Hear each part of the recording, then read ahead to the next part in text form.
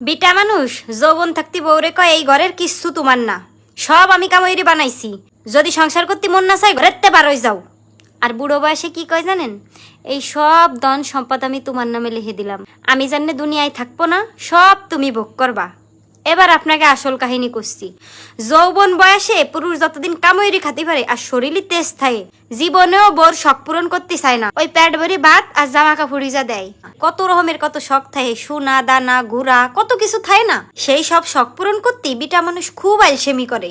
কারণ ওনার জীবনে সেই সময় বাপ মা থাকে, ভাই বোন থাকে, সালমায়ে থাকে, বউ চলে গেলেও সমস্যা নাই।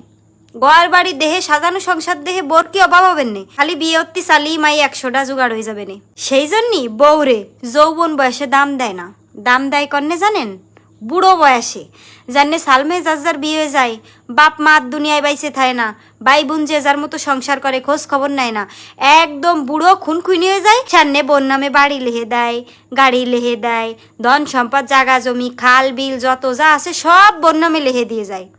কিন্তু যে বিটি যৌবনকালে তার শখের কালে শখ পূরণ করতে পারলো না, বুড়ো খুনি হয়ে ওই সব টাকা পয়সা দিয়ে কি আরবে? ওই টাকা পয়সা সব নিয়ে দুই একজন চলে যায় বলে সব বউরাই কি চলে যায় নাকি? হ্যাঁ, আমার মনে হয় কি জানেন, যে যাওয়ার সে এমনিই যাবে, টাকা দিলেও যাবে, শখ পূরণ করলেও যাবে, না করলেও যাবে, আর আপনি টাকা না দিলেও যাবে। আপনি তার শখ পূরণ করলেও সে যাবে, পূরণ না করলেও সে যাবে, টাকা থাকলেও যাবে, না থাকলেও যাবে।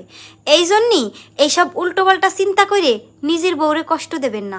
আপনার যে সে আপনারই থাকবে, আর আপনার যে না সে আপনি হাজার চেষ্টা করলেও চলে যাবেই।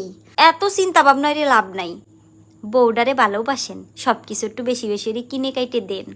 ওই বৃদ্ধ বয়সে বউ ছাড়া পাশে কেউ থাকে না, বিশ্বাস করেন। এই জন্যই যৌবন বয়সে খালি খালি বউডারে কষ্ট দেবেন কি এত্তি, তার সকাল রাত সব মাটি চাপা দেবেন কি এত্তি।